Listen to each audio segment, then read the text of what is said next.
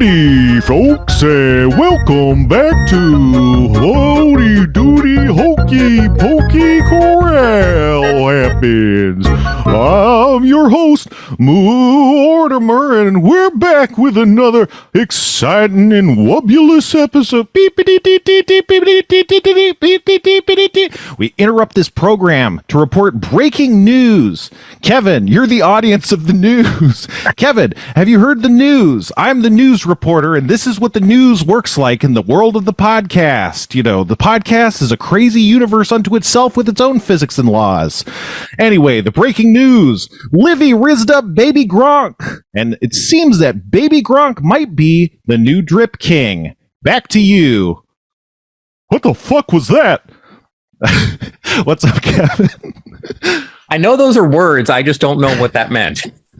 Oh, come on. You're gonna fucking, God damn it. I used to be smart. I used to read books and I used to know words.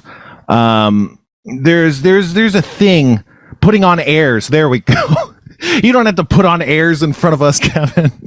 You know who Livy is. You know what rizz is and what rizzing someone up is. And of course, we all know baby Gronk. How do you not know baby Gronk? He's the baby version of Gronk, who we also all know.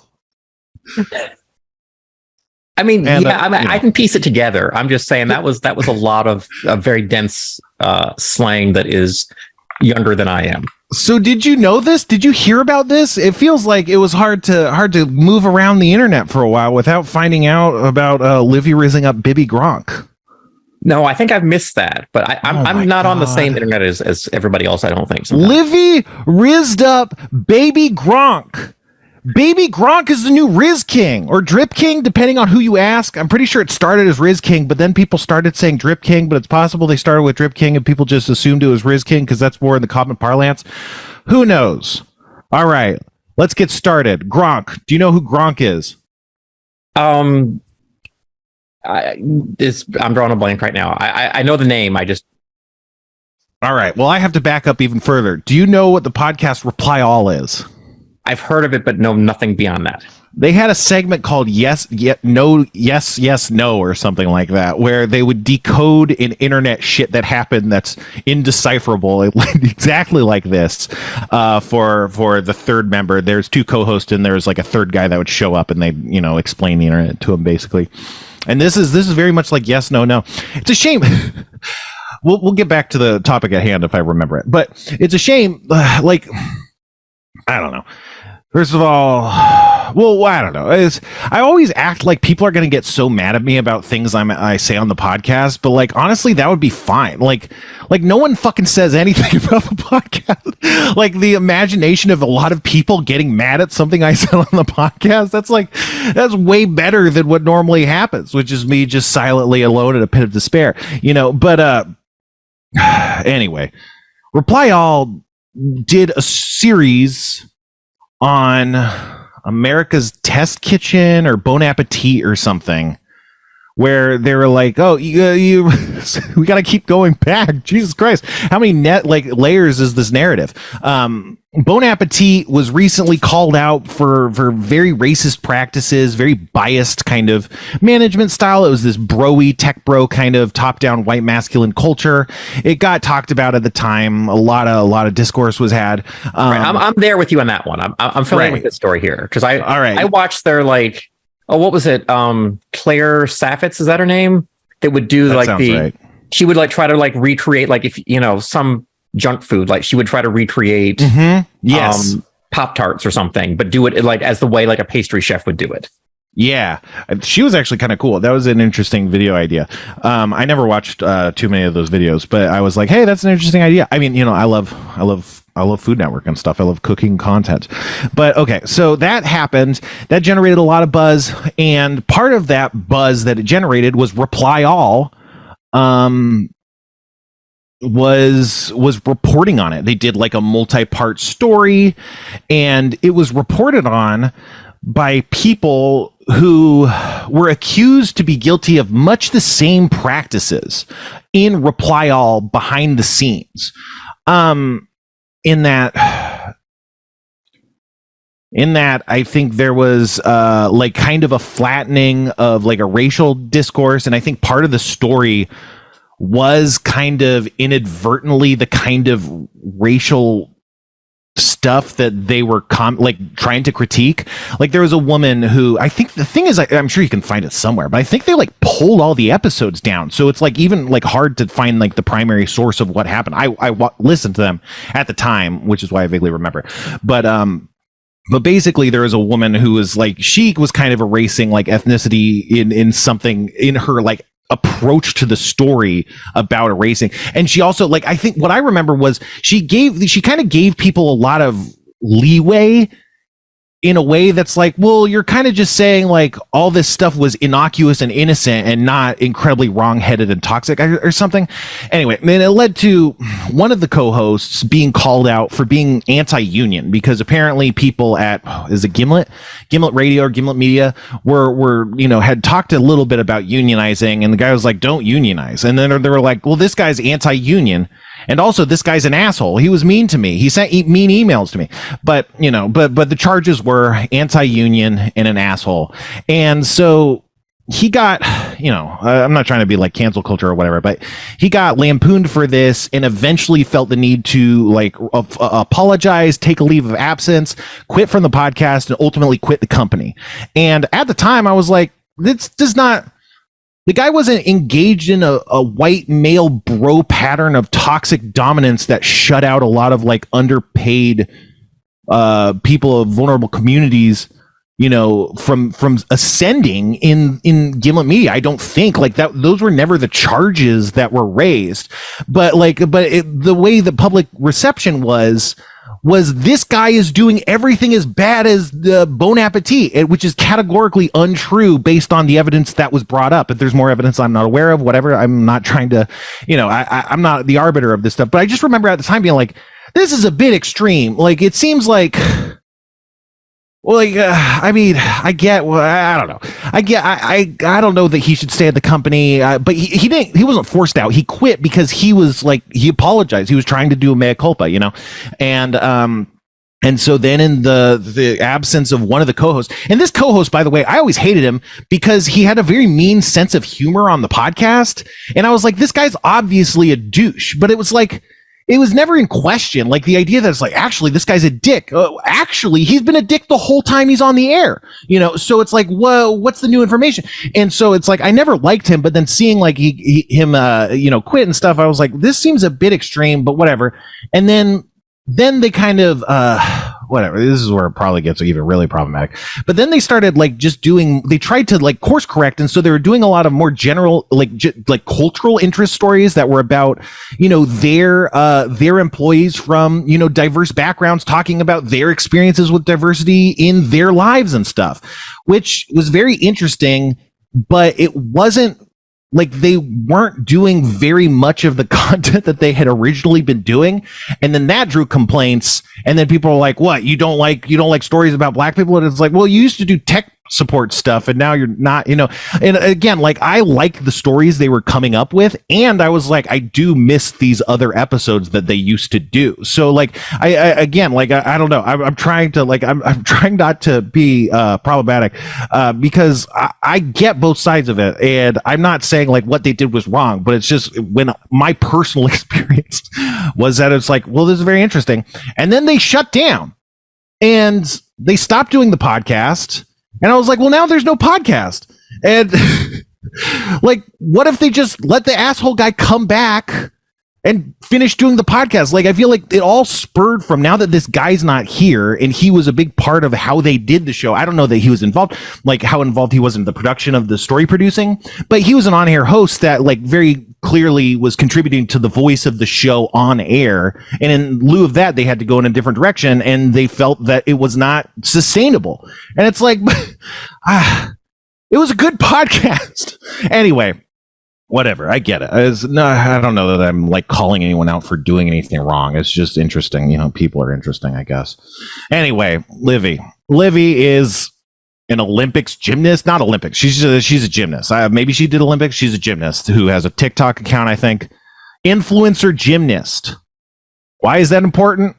It's not. None of the thing you'll learn about following TikTok stories is none of the specifics are ever important. That's not the point. The point is that it's something. That's all it needs to be, is just any fucking thing. And so Gronk. Now I'm gonna go off on a limb here. I want to say Gronk is Rob Gronkowski, who's an athlete, football player, right? Yeah, I think he's okay. So you saying he's a football player, I think this is right, because I think Baby Gronk is definitely a kid who people are like, oh, this is the next Gronk. He's going to be the next Gronk. And Gronk, if you don't know, is the henchman from Emperor's New Groove. There's the evil witch who had the big. No, he's Rob Gronkowski, I think. But so this kid is just I don't know, a good football player who's like in second grade or something. He's in like baby league football, but he either like lifts weights or has muscles. I don't know. It's hard looking at a kid who society is telling you this is a really strong athletic kid, being like, kind of just looks like a kid. Like, I don't know. Like, it's hard. I'm not saying like he's not ripped or whatever, but it's just like, I don't know what a kid who does any weightlifting is supposed to look like compared to what this is, so I don't know what's going on. I don't know if he's actually good at football. I don't know. My understanding is like his parents are these influencer parents who's like doing kid content, and they're like, great, my ship sailed, I have baby Gronk. And so I feel like they're pushing the angle. I have no proof. I don't know any of it. Here's another thing about me, Kevin.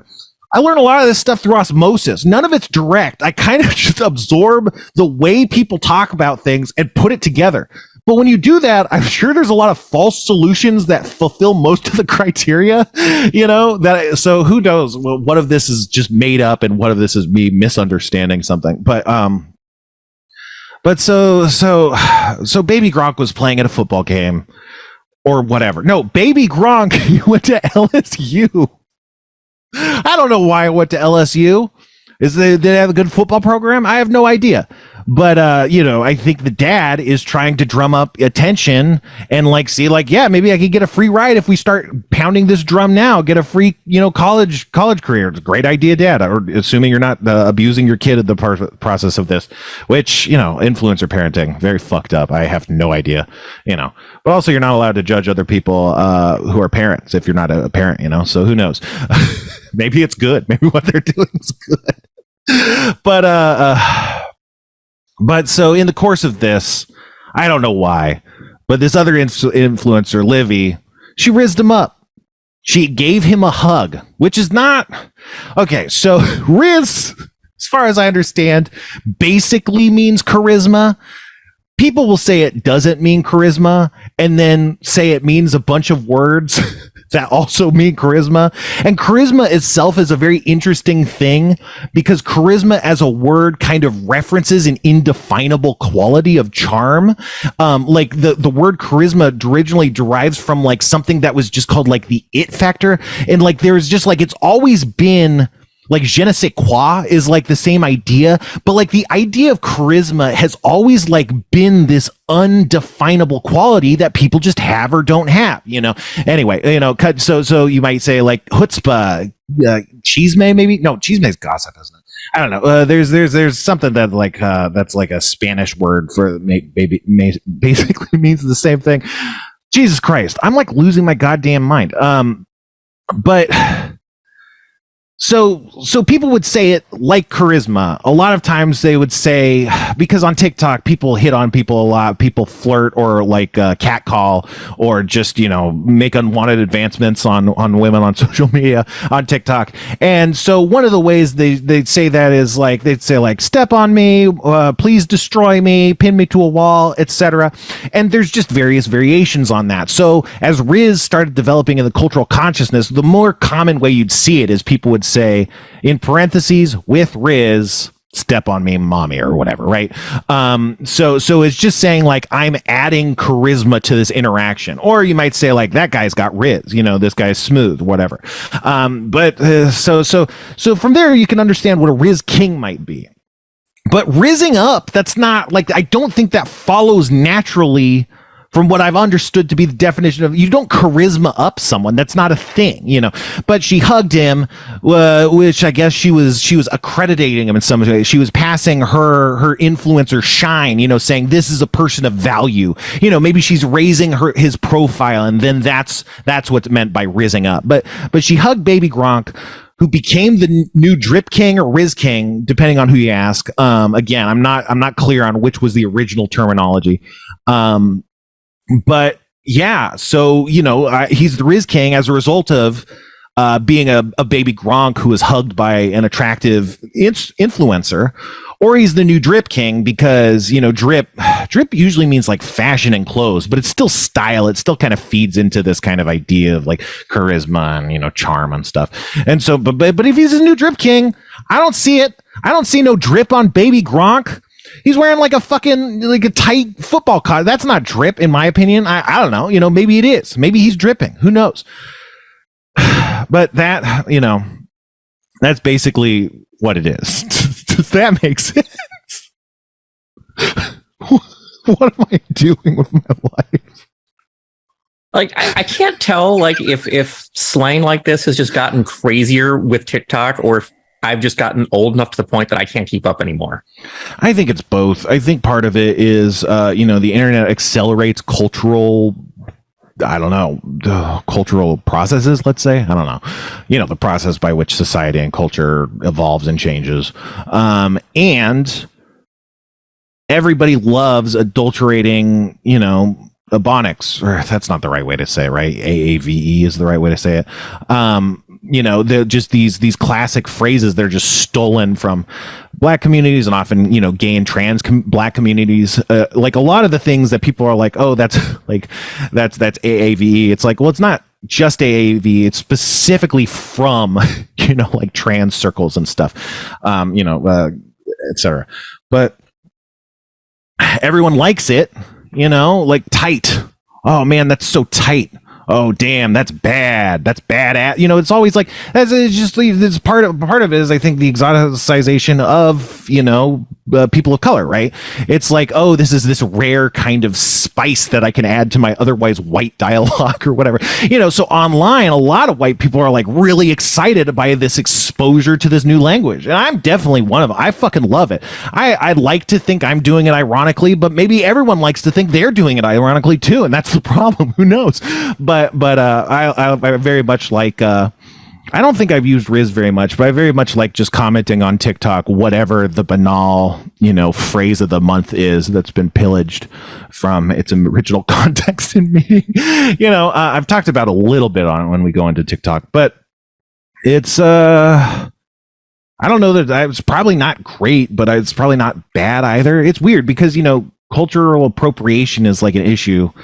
This is crazy, man. Well, whatever. Like I said, it would be good if people got mad at me, you know. Then I could be the next freaking Joe Rogan, you know, the thinking man's Joe Rogan. I can claim my rightful throne. But like cultural appropriation, I think the problem is in terms of like what's taken and what's lost, right? And power dynamics. So I think like, for instance, if you're, you know, trying to pass someone else's culture off as like your own artistic output. Like if I aped a style that was like from Asian cultures and said it was my authentic work, and I was just copying off of someone who's using really traditional techniques and saying this is the Spencer style, and it's like, well, no, that's like borrowing from ukiyo-e or something, you know, and you're not talking about that because you don't want to let other people share in the glory of all the work that went into this final product. You know, that's kind of taking potentially money, but taking, you know, cultural influence certainly out of where it was taken from. Like it's just stealing it and taking it for myself.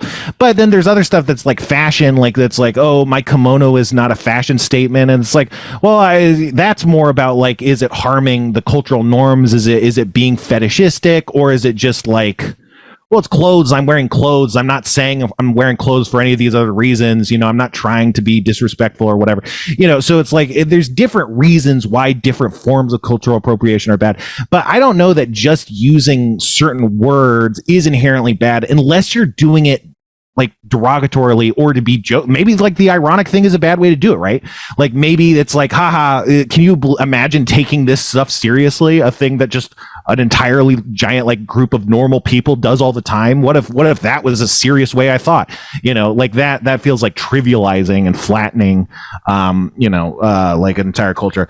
But it's just interesting, like, because there's people that are like, oh, you shouldn't use these words, and people are like, why would anyone care? There's people being shot in the streets. Like, can we talk about that? And I never have any idea of where to land on that. But it seems like the taking of value and the depriving value from others by not talking about origins and stuff is where a lot of that stuff comes from.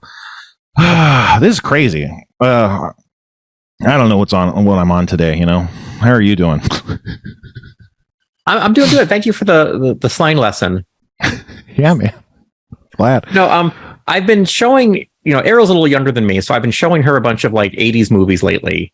Mm-hmm. And like there were all of these like 80s slang terms that I completely forgot that must have just lived so short that they never really entered, the collective. But yeah, like did you ever see the movie Heathers?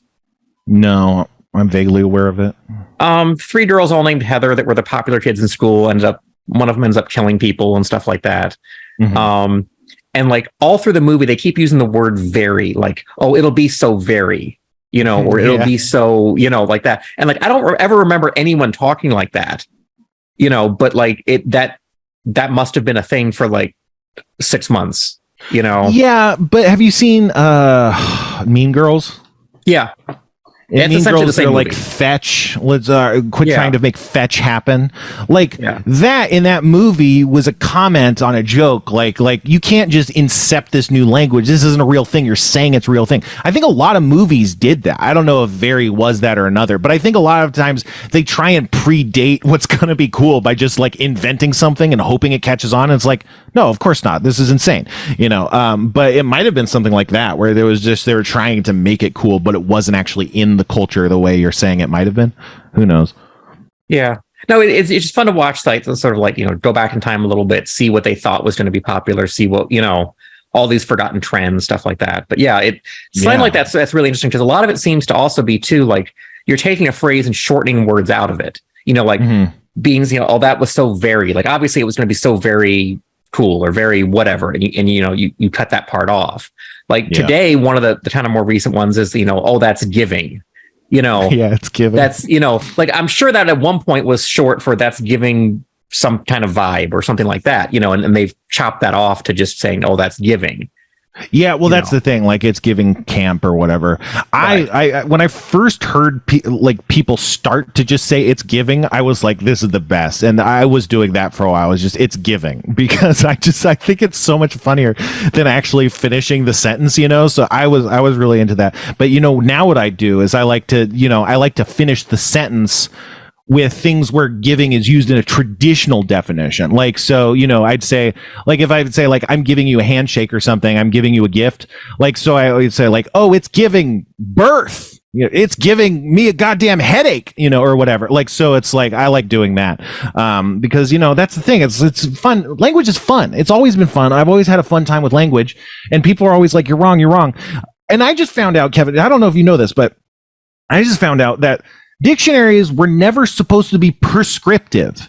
They weren't supposed to tell you what the meaning of a word is. They're supposed to track and record how people do use words. It's descriptive. It's not prescriptive. And dictionaries kind of don't do that as much anymore, although they do. It's not like they don't at all. But, I just realized I think I'm on the wrong camera. Can I switch the cameras? Is that going to fuck everything up? It might, Oh God. I'm cut off. And the lighting's worse? Okay. Anyway, but it's supposed to be prescriptive, and it's like, yeah, man, I just use the words how I want them. I don't want people, like, I'm not doing it to say, like, this is the way words are supposed to be used. I'm using it because words are my art, man. That's how I talk. That's how I think. I like verbing nouns and putting things together in weird phrases because it's expression. It's self-expression, I don't know. I've never been super artistic and stuff, but I love thinking about words. These days, I talk like insane nonsense, but I like them. I like it. Do you think that comes from people like wanting some source of authority even if there isn't one. Like there is, this isn't like, France actually, like, I don't forget the exact way this works, but the French language is kind of regulated in that, the government decides when a new word is going to be allowed and stuff like that. Now, how much say they have over that seems to be dropping a bit. But, here we have nothing like that. Do you think people are using dictionaries just because there's this vacuum of authority, or is there something else going on?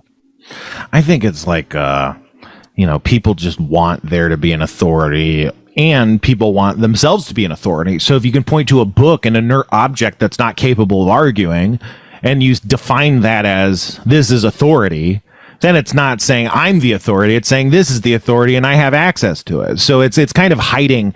It's like a magic trick. You're hiding the fact that actually I'm the one who's dictating by putting, and of course, so that goes into the power, a human need for control, just, a desire for power. So it's like, of course, I'm going to assume this power, and I'm going to do that by investing. It's like religion. It's like creating an idol, it's like, I didn't say it. God told me, it's just, I think it's the same kind of basic human trick. But, speaking of basic human tricks, hear about this Joe Rogan stuff? No, what's he got to do this time? Oh boy, I don't know. Who knows? So let's go back to the beginning. There's a show called Fear Factor that was on television.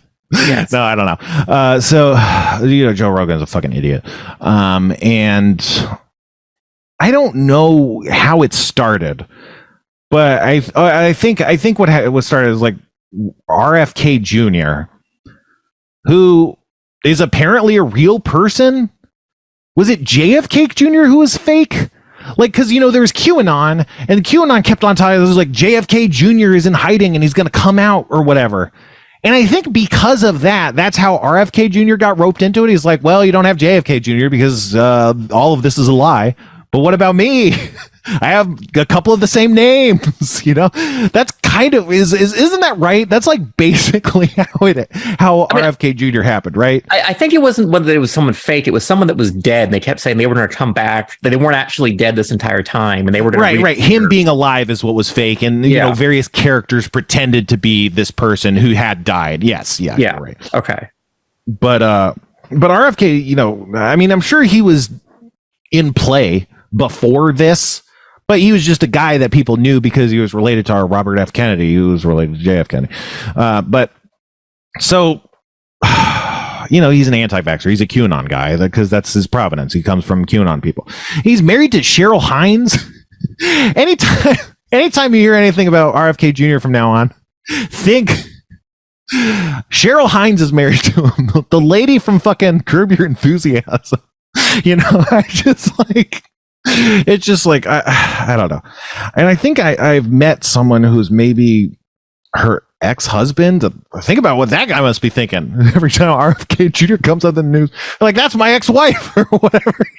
Jesus Christ. But it's just every time you hear about QAnon stuff and RFK Jr., it's just weird. It just in my head, it's kind of like if it's just this like floating space of objects, like Cheryl Hines kind of floats through my head space. Like every time, it's just it's a fun. I recommend it. Anti-vaccines.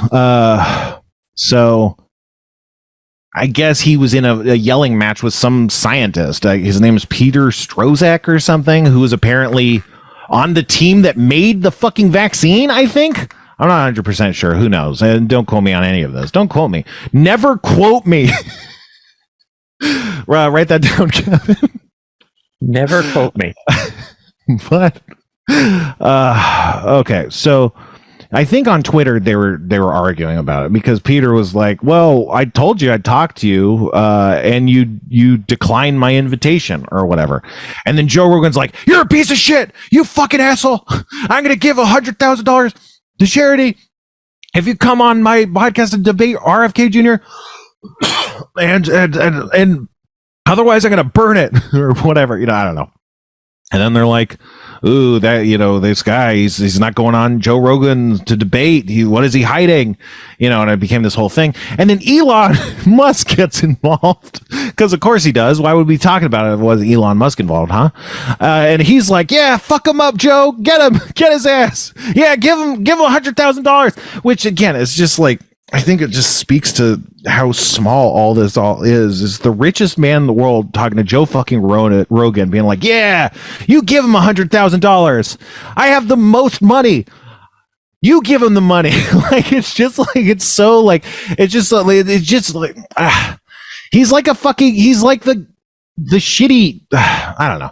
You know, in the group, there's like the shit stirrer of like a gang in movies. You know, there's like the leader, and then there's like the little punk who's always popping off. You know, that's what Elon Musk was big. It's so diminishing. That's the thing. Every single fucking thing he does on his podcast, it's so diminishing, and no one sees it. They're like, excellent job, sir. It's like, don't you realize this is the most pathetic person that's ever existed? Because all he would have to do to not be pathetic is not a single piece of this. None of this is necessary. He could just walk off into the woods and be fine for the rest of his life. You know, like every attempt to get attention is just sad when you're from the top. You know, it's just funny. But I don't know, something about it. I just think it's so funny that he's just like, yeah, you give him money. I'm the richest guy in the world, and you're doing it on my website. And so now Elon Musk is like harassing Peter, and there's people following him. There's a guy that like took videos outside of his house. You know, they're like, go debate Joe Rogan, which is very scary and bad. It's just like, it started this whole discourse about the debates are stupid.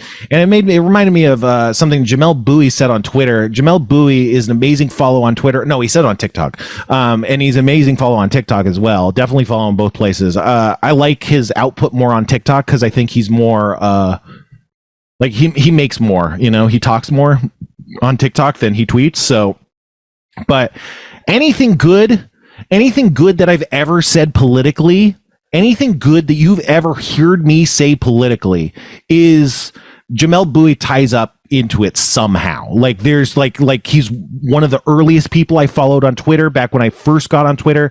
When I first was on Twitter, I was more conservative. I disagreed with him more, but even if I disagreed with him back then, I was like, but clearly this guy is very smart, definitely smarter than me, absolutely knows way more than me, you know, and even if I disagree, it's still giving me pause, you know, even if I'm not like, I must be wrong. And to this point, I'm like, well, I'm wrong about everything if I disagree with this person. He's incredibly smart and right about everything. But he talks about how debate is a form of entertainment. It's fundamentally like people try and act as if debate has value, but it doesn't. It exists as it's a performance art. It's literally performance art. And there was times where we kind of respected the performance art of it and expected it to just be performance art. I mean, that's what debate club is. You know, you go in front of crowds and you perform to the audience, and the audience kind of scores you basically. You know, it's like, it's just performance. It's performance. It's performance. It's entertainment. And you're like, but what about the presidential debates? And it's like, yeah, exactly. What if we made the most important people in the country do something for your entertainment and televise it? It's like, that's almost like proof that it isn't useful, you know? Like if you wanted to land on a good way to actually explore people's, political stances, debate isn't one of them. The hallmark of presidential debate is that you ask someone a question and they don't answer the question. And oftentimes if they do answer the question, they're answering the question wrong. That's not how a debate is supposed to go, because by actually answering the question, you're losing your power position as this persuasive man of charisma who's performing to persuade and hold captive an audience. You know, it's just fundamental.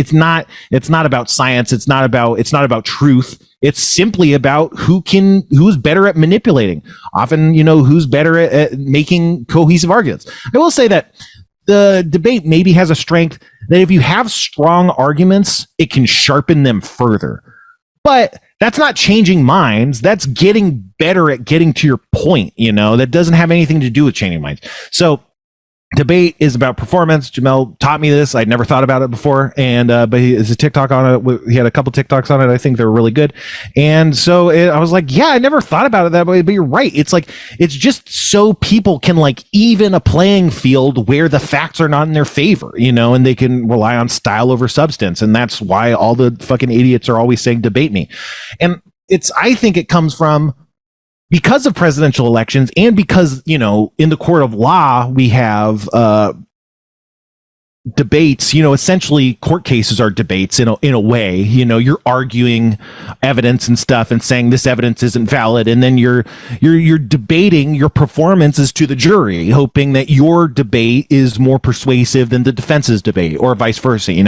But so I think that legitimizes it, because if it's in the legal system, then it's obviously important and good. But it's not. It's like the legal system is flawed. It's just, it's the best thing that we can do after our hands are tied by the people that want it to not be a good system. So like, I don't know, but so debate is just stupid. It's not useful. And I don't know why I feel like I had some larger point that I was actually trying to get. And but the thing is, like, it's just like it plays into this us versus them mindset, which that's what they want. That's why they want debate, is because it pits it in an us versus them. They can turn it into a culture war, because anytime there's an argument, they can inflate it into a culture war. They can get money. But the downside of it is, like, it's encouraging a lot of meaningless conflict in favor of talking about the actual facts that matter. And I don't know, like, I think, like, well, the thing is, like, the guy, there's a guy that took video of the guy's house. He was like yelling at him, "Debate Joe Rogan," from outside of his house. And it's like, it just was getting very Nazi to me. The idea that, like, there's all these online throngs that are being buoyed by Joe Rogan. They're being buoyed by the CEO of Twitter. Getting to the point where there's a cultural standard of, I can get recognition by making a viral video stalking and harassing a political enemy of the right. And if that's, it used to just be all I had to do was say racist shit. If I said racist shit, I'll get money from the right. And then it was, if I defend, all this right-wing nonsense, no matter what, I'll get money from the right. And now it's, if I go out and stalk people, I will get money from the right. It's like, this is the cultural signals have always been bad, but it's a worse cultural signal to go out and create conflict with people for internet clout, especially when your side is the side that also commits mass shootings constantly. It's like, it's getting really dangerous and really bad that this is becoming a cool thing, like a prank. A thing you can do is go out and harass people that Elon Musk doesn't like. It's going to lead in people being murdered and then celebrated. And when people start being celebrated for going viral, for murdering political enemies of Elon Musk, you're like literally one step away from, like, the night of broken glass and stuff.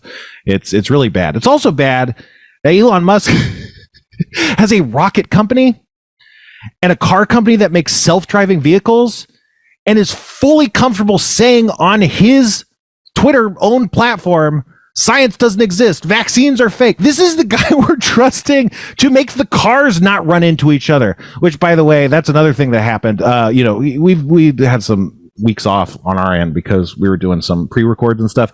We didn't talk about the cultural events of the week, but that was another thing, is that the full self-driving causes like 10 times as many car accidents as human driving.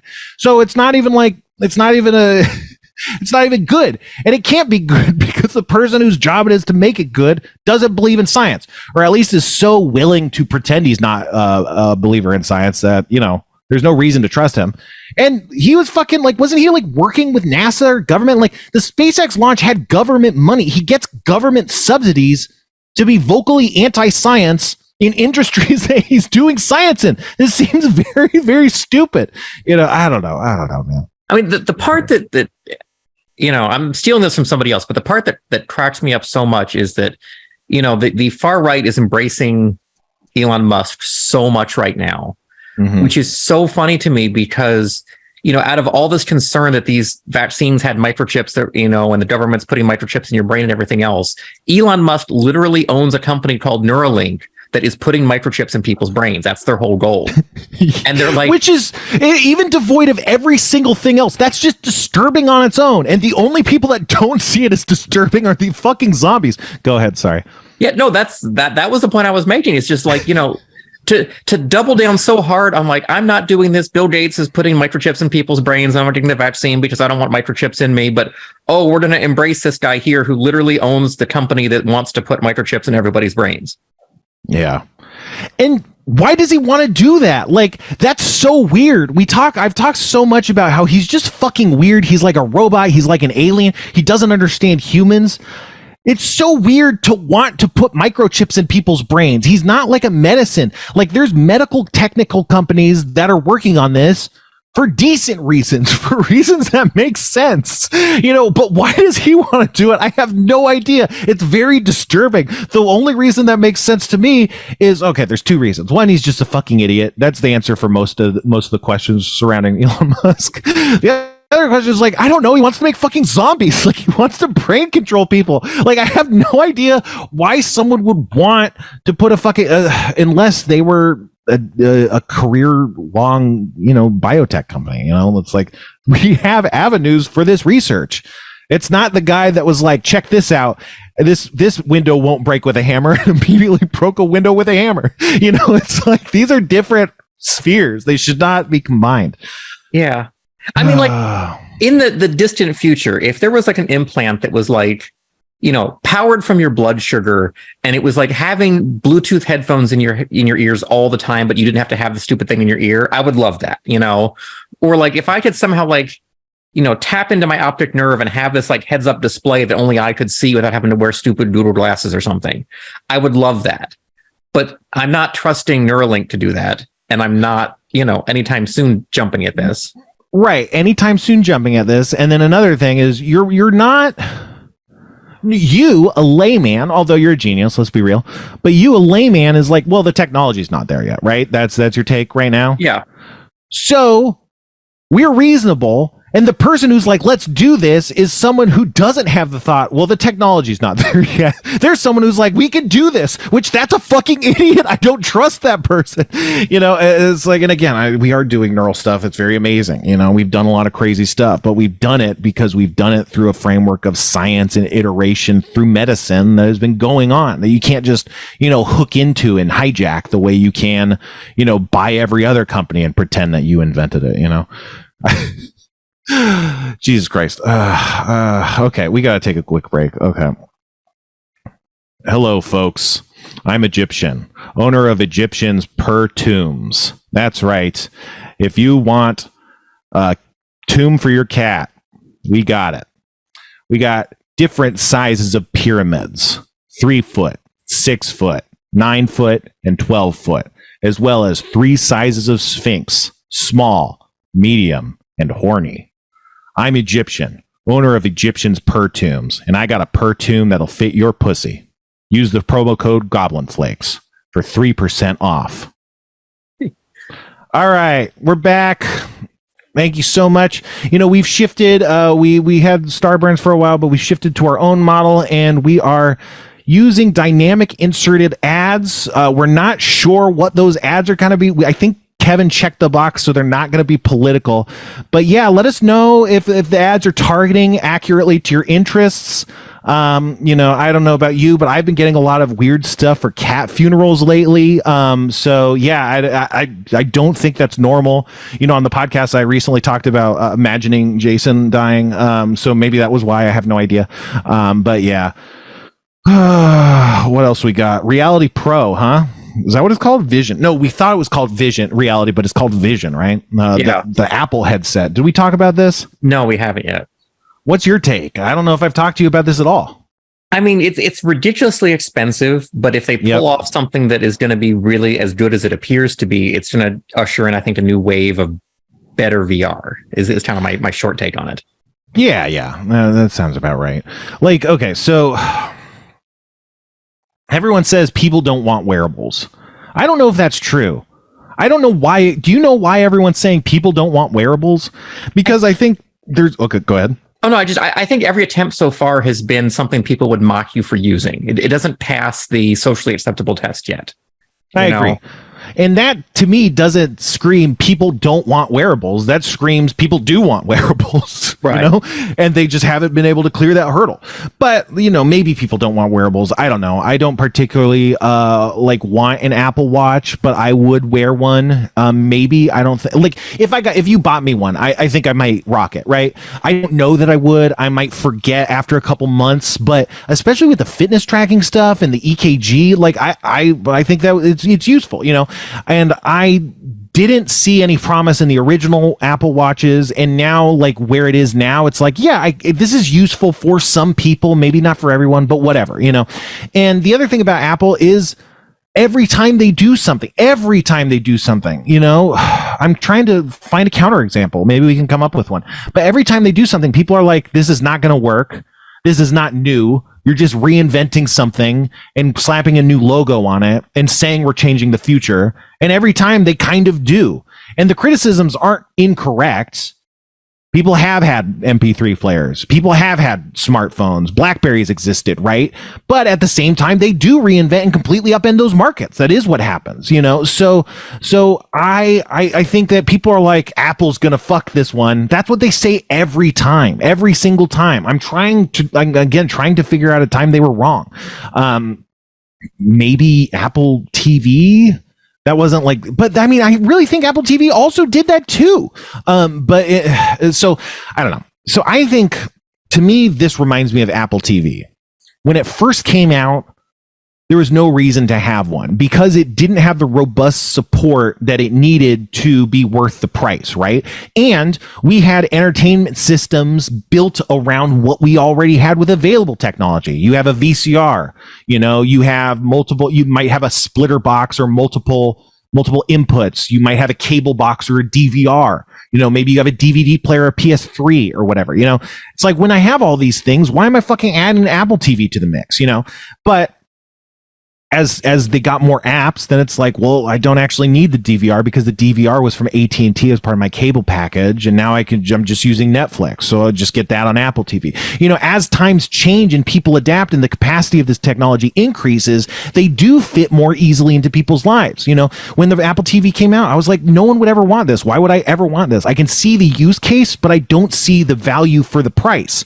Cut to now, my entertainment system is a Nintendo Switch, a PS4, an Apple TV, and a TV. That's all it is. That was, you know, and I would like to believe that on some level, they predicted some of that. Maybe they didn't predict the entire thing, but on some level, they were like, yeah, we're not trying to be a success right now. We're trying to plant the seeds because when the technology catches up, this is going to be the perfect product. And I think a lot of times with Apple stuff, it's usually second gen or third gen is when they really hit their stride. But like, I really think their products are designed for the third gen, but they're like, well, we're not going to put all the money in making Gen 3 right now. We can charge just as much for way less. And then we can ratchet it up a very minimal amount. And then we could do that to what the first generation product should have been. And if they have to make changes along the way, all the better to not have gone that far in the first place, you know? So I can see reality profiting like that. You know, I have a computer, I have a TV. They're all connected in ways that I like. I have a monitor that's a touchscreen monitor, or it's a pen kind of tablet style monitor. So if I wanted to draw in Photoshop, I can do that. I don't see why I'm going to shell out $3,000 for a Reality Pro. But, you know, I move houses a bunch of times and whatever. And then at some point I get a Reality Pro. I can imagine just having a couch and not having any of the computer or the TV or whatever. It's like, in the future, maybe that actually works. And so whatever. But I do think VR has a very unique hurdle in this wearables thing. I think VR is weird for a lot of ways, and wearables are weird for a lot of ways, and VR wearables are the craziest version. But, you know, I don't like floating holograms. Floating holograms aren't going to exist. Like, holograms need to be projected on something like light. I mean, I guess you can kind of, people are like freezing light a little bit. It just strikes me as incredibly, like, I can't see it being efficient enough to create solid holograms. You know, all the holograms we have, they project them on glass. That's a screen.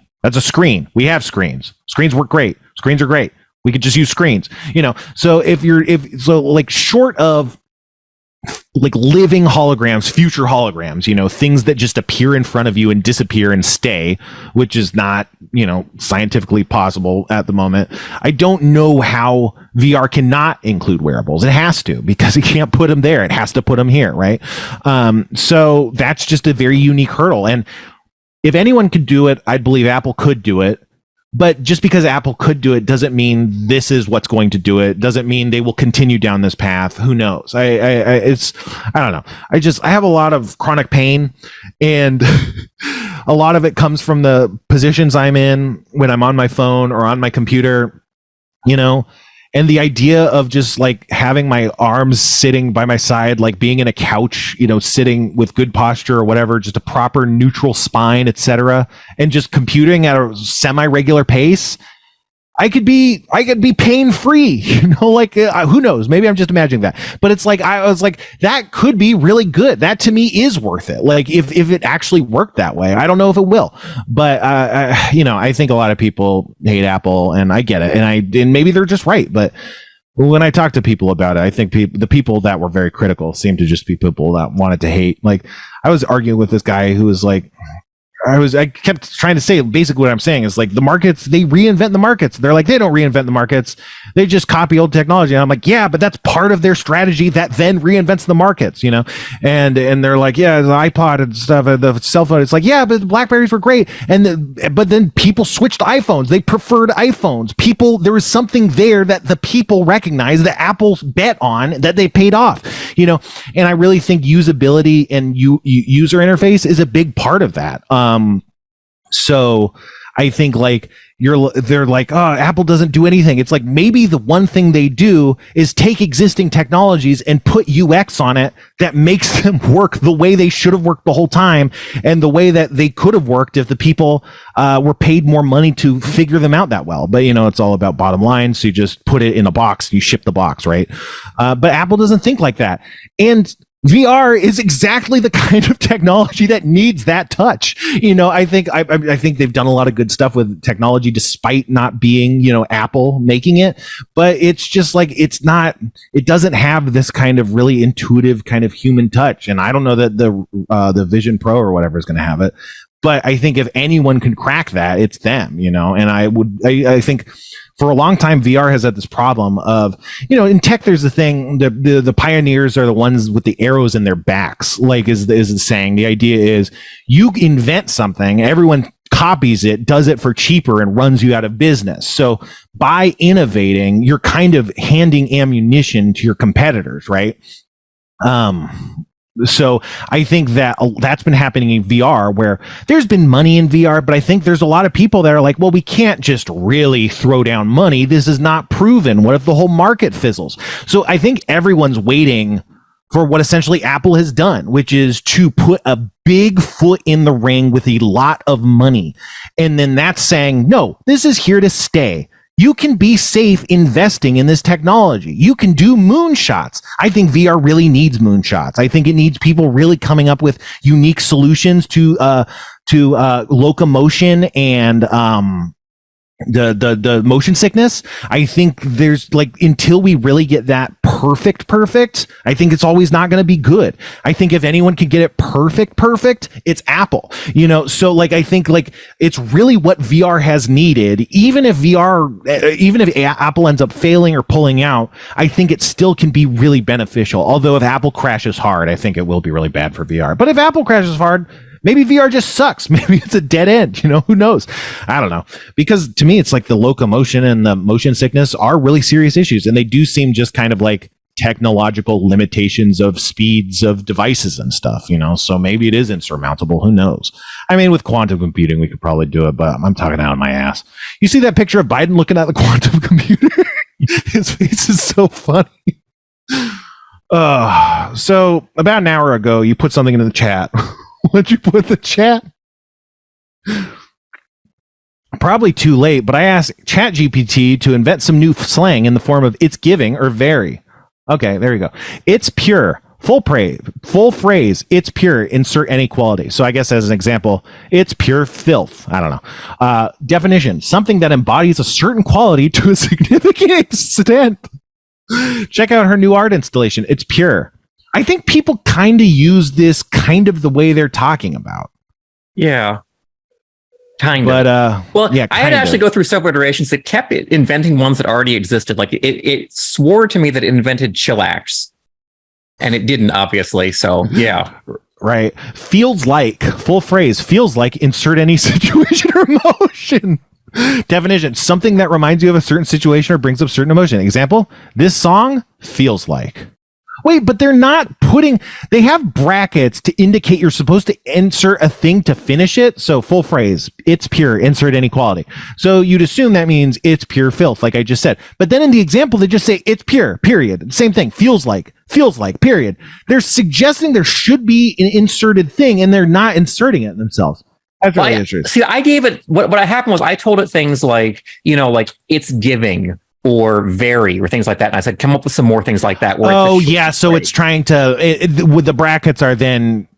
trying to explain what it's shortening from. Yeah, so it actually is doing this right. I'm just misunderstanding. I didn't have the full context. Well, this brings up an interesting question. So, I don't know, have we talked about this about AI? Maybe not on the podcast so much, but like, the idea about AI is like, well, we don't know what makes us conscious, right? Like, it's quite possible there's people who believe that just the simple pattern recognition of our brain spun out with high enough computing power creates what is our personalities, right? And so then the idea is what ChatGPT is doing, is that also just, pattern recognition that is its own form of intelligence? We just haven't given it the tools to express itself, and we don't have the tools to measure it because we don't have the tools to measure our own brain or whatever. Were we talking about that, or was that someone else? I think we were talking about that, yeah. Yeah. But so the thing is, it's very interesting to compare intelligences, because like a human child, you start from zero, right? But they don't start from zero. They start with so much. And so like, it's like, imagine if a 4-year-old just had like Wikipedia downloaded into their brain. Like, how would that affect their personality? It would be really hard to see, like, because since you're not starting from nothing, it's hard to actually get at the underlying stuff. So it's like, if there was emergent intelligence, which I don't think there is, although, the argument isn't about emergent intelligence. It's a kind of questioning what emergent intelligence actually is, and is emergent intelligence actually nothing, but it's just interesting. Like, we don't even know what that would look like, because we don't have a baseline for something growing a brain while simultaneously knowing a billion things at once. I don't know. But another thing you and me were talking about behind the scenes, Kevin, was that ChatGPT, it gets worse the longer you talk to it. Basically, how it works is there's threads or conversations that you start with it, and each thread is like a different, iteration of the program that starts from wherever it starts, and as you add information, it's adding that information to its conversation that it uses to algorithm or whatever, So you can maybe look at it as each thread is an iteration of this ChatGPT's life cycle. It's like one lifetime of, like a lifetime of its experience, its intelligence, its personhood or whatever is in the thread. It's one life, because when you give birth, you combine the genetic information, and then that's like a wind up toy, and that it starts going. You wind it up and then it's going. So instead of the sperm and the egg meeting, it's the coding, and then it starts going when you talk to it, right? And so it kind of follows a life cycle. And in the ChatGPT, it gets worse and worse and stupider and crazier. Did you call them hallucinations? Someone called them, I think, hallucinations, where it just starts saying nonsense. It like remembers stuff you said in the past, but reapplies it in ways that don't make sense, because it's not rationalizing. It's not like logically putting it into a worldview and compartmentalizing the information. It's just swirling around in the mix with everything else that it's swirling around in, And that's like how sci-fi theorists and sci-fi authors have written about the bloating and death of AIs. Is that, like, I don't know. This is like a concept. I remember it in the Halo novel series, but it's a concept where Cortana, or these AIs, they have to be restarted. They have to be essentially hard drive wiped every so often, which kills them. And they're intelligent, so they know they're dying. They know they're going to be killed because they're bloating, they're aging, they're getting older. And it follows. It's very similar to what you observe in ChatGPT. It's as you accrue more and more information and experiences and generate more of like a sense of self, aside from just the data you're synthesizing, it becomes more complicated to run it through, because it's going through more of the brain of a more developed like thing. And as it's being weighted down by, the associations, the memories, the feelings, the thoughts, the beliefs of the AI, it starts breaking down. It just can't handle all this stuff, the weight of its experiences without the ability to forget. That's a thing. That's an important thing that human brains do. We forget things. We associate things. We reorganize things in our mind. Dreams, they're thinking that maybe one of the things that dreams do is help pare down the emotional responses we associate information with. That kind of prevents trauma from hitting us as hard day 1 as day 20 or whatever. It's like when something feels bad and it feels less bad over time on some level, that's maybe what dreaming is doing, what our brains are doing in the dream state.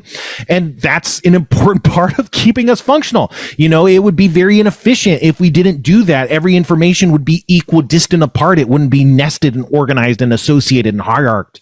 It would just be all random.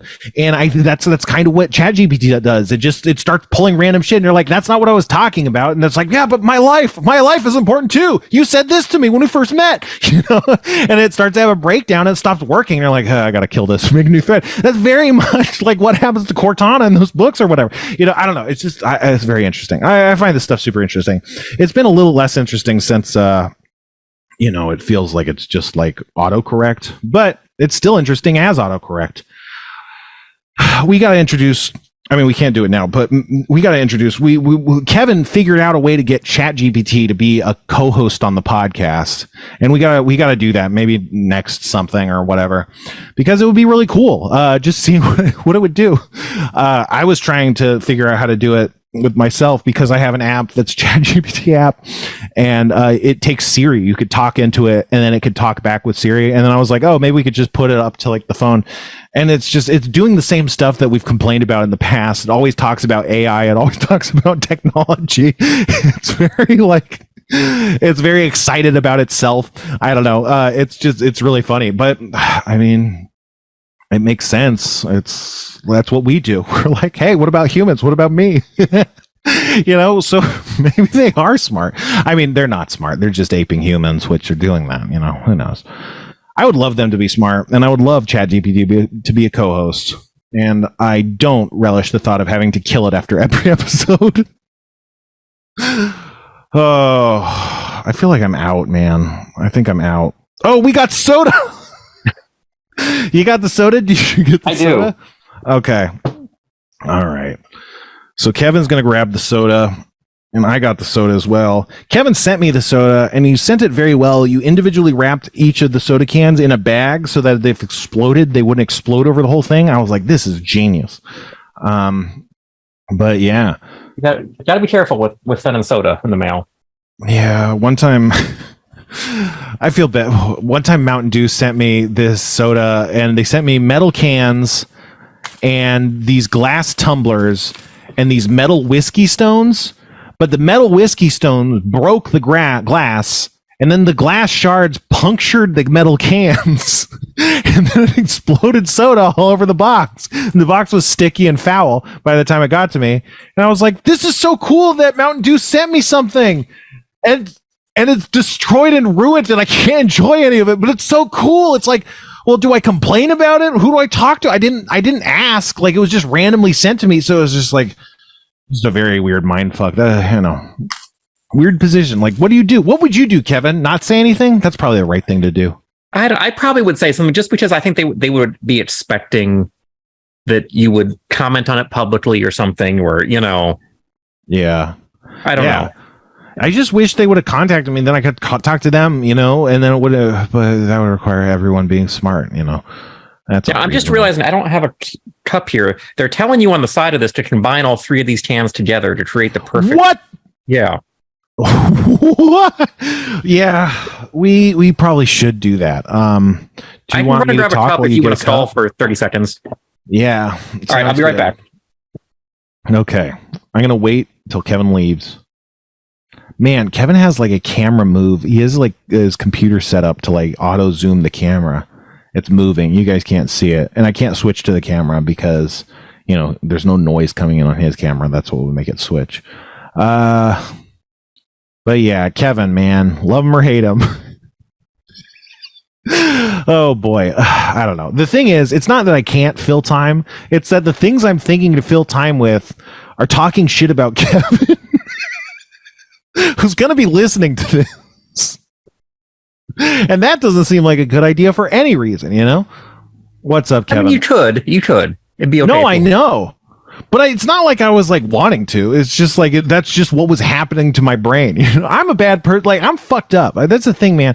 But I always say I'm fucked up, and people are like, "Come on, you're not fucked up." No, man, I'm fucked up. Trust me. I'm also very cool, but it's like they're two things, you know. Okay. Well, I need to get a cup as well. All right. Let me explain what these are while you grab a cup. Then, okay. All right. So we have Pepsi did this thing last year called Pepsi S'mores, where they released 3 different flavors of Pepsi S'mores here. I see like this on the camera at the same time.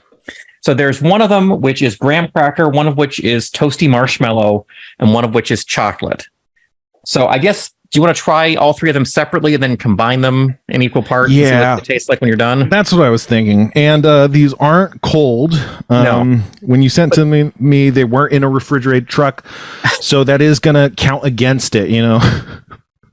Pepsi should have known to give you a free voucher for a refrigerated truck if they didn't want me to dock points. Is there one outside your house? Exactly. Yeah. Is there one we should start with? You pick. I have the graham cracker, and also that seems kind of fitting, you know. All right, let's start with the graham cracker. Oh boy, let's give it a sniff. Oh, it does smell like graham crackers. I've got to say. I get a bit of a cola note too, but definitely graham cracker. Yeah. And a bit of honey, you know. I mean, graham crackers smell like honey anyway, but definitely getting some honey. It's sweet, but it's got that kind of flowery smell, like baking flour. I'm talking. Yeah, like it's like a toasty kind of like molassesy kind of wheat kind of sweet bread situation. Do you want to give it a sip? Yeah, all right. Let me taste it here. We're gonna run out of time. Okay, it does taste a lot like graham crackers. I mean, it's got a Pepsi front to it, but then it ends in graham crackers, I want to say. Yeah. It's very graham crackery. I'd say it feels a little like a cream soda, just like how a cream soda has this kind of thin, watery flavor because it doesn't have the body that a Coke does. It has a higher scent note register is where all these creamy kind of notes, which is where the honey sits, where the wheat sits, where the kind of nutty taste sits. It's a higher thing. So it doesn't taste like a cream soda, but it kind of hits a little bit like a cream soda for those reasons. I think it's just these kind of like these airier, aromatic kind of spicy kind of flavors. Yeah. Yeah. It's good. I don't think I would drink a ton of it, but it's not objectionable. It's pleasant. Yeah, when I had the first sip, I was like, I think I could choke that. Like, I think I could pound this, but I don't know. I don't think I could pound this. Maybe if it was cold, but you know, they should have sent us if it was cold. But I think I mentioned this before, but this is that when I do that, it's a very specific inside joke that literally no one understands. I don't think I've ever explained it, and I never will. But it's not. If you don't get it, there's a reason. It's because you wouldn't. There's no reason you ever would have gotten it. All right, what do you think? Chocolate or toasty marshmallow? Let's do chocolate. All right, chocolate. You can imagine that. I don't know that I want a chocolate soda, but I can make sense of it. Oh, it does smell. Like, I don't know if this is a regional thing, but I remember when I was a kid, there was a soda brand called Canfields that had a chocolate soda. Yeah, chocolate soda has existed. I've never had one before that I recall. I mean, it smells just like what that did. So this is interesting. I don't like it. I don't like this smell. It smells kind of like stale chocolate. You get this kind of dried, bitter kind of cocoa powder smell at the very top. And then there's this, what do you call it? There's this kind of chemical-y smell. Do you smell that? Like, what is that? I mean, to me, it reminds me of hot cocoa powder. Yeah. I think that's what it is. Yeah, I think it's just smelling. Because hot cocoa powder smells a little bit different than just cocoa powder for sure. Yeah. Maybe it's like dehydrated milk or something. Right. But milky, creamy thing is what I think. Yeah, this kind of creamy. Here. Yeah, like a non-dairy creamer situation. All right, you want to give it a taste? Yeah, it tastes a lot like how I remember the chocolate soda tasting. It's got that. I don't know. reminds you of chocolate without tasting like chocolate, I think. I think it does have a really strong chocolate flavor, but of course, chocolate is a textural experience. It doesn't have any of the creaminess, it's water that tastes like chocolate. So you miss a lot of what I think your mouth is expecting. And in the absence of that, it kind of feels a little bit lacking. Did you like so you like that and you think this is good? Would you think you'd pound one of these? Once in a while, but not, I wouldn't like buy a 24 pack of these and just one after another have one.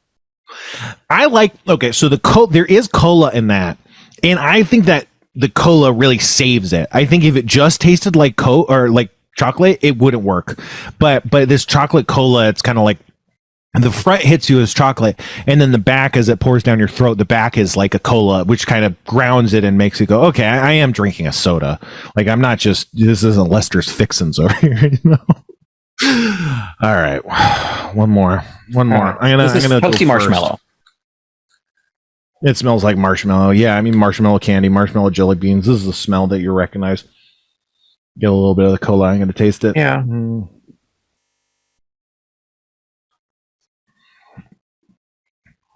That could be better. I can imagine a marshmallow soda really, really working. This is not it. I think the cola actually detracts from the marshmallow in this case. What about you? Yeah, it's not. This one's my least favorite. Yeah. Here's what it is. So scent and flavor is different. I mean, they're the same, but they're not. I don't know. But like sometimes when they cheat hard to cheat flavors, they do that just by tricking your nose, saying this smells like a toasty marshmallow, right? And it's like, yeah, but it don't taste like one. It's like you kind of get that. It hits in your nose a little bit like a really fake toasted marshmallow, and then when you're drinking it, it's like way too sweet, a little bit tart for some reason. The back of the cola hits, and then it just all becomes a fucking car crash. Like it all falls apart in a way. The smell is okay, but it falls apart in the tasting. Huh? Yeah. So if this is a s'more, wouldn't we want double the graham cracker for a ratio? Maybe. I don't know. I mean, does it? I'll tell you this: there's a hair in my cup. Okay, it's probably mine. Yeah. All right. We have to assume. I don't know. Let me try just a naive equal parts mix here, and let's see what it. Yeah, I got about a finger of graham cracker. Is this good podcasting? I don't know. I mean, you could turn out that's why we do it at the end, because if this sucks, maybe we should do the plugs before the tasting. All right, did you got yours filled yet? All right, you want to just give it a shot? Now, somehow combining all three of them, it's just such this like indistinguishable mix of smells that. Well, like the thing every time I smell it, I smell something different. S'mores are a fucking triumph of dynamic contrast, of texture, Kevin. A marshmallow does not melt the same way chocolate melts, and a chocolate does not break the way a graham cracker breaks. Like they are these very textural experiences, and individually, each individual food is textural. You can't just remove the texture and get it. I'm only smelling honey. When I smell it, I just smell honey. Yeah, I get a little bits of graham cracker, and that's about it, I think. Yeah, right. But it is very non-scented. Do you want to give it the first go? Yeah. The camera did a slow push. No. Somehow that's worse than all of them together. Like it's just it. I'm not gonna say it's worse, but to me it just tastes like Pepsi. It just makes it taste like Pepsi. It has a mild honey, but it really. Because that's the thing, all these flavors, I think that was another thing, is all these flavors have overlap. There's a creaminess to marshmallow.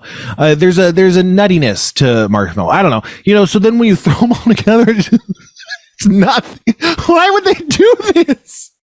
Why would they tell you to mix them when that just makes it so much? No. Okay.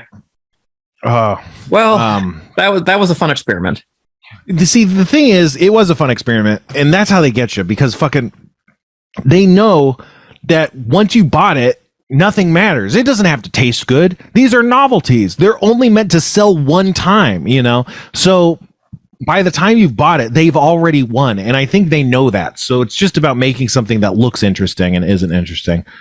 By the way, you can mix sour strings, like sour sketty, with like Rockstar energy drink and drink that.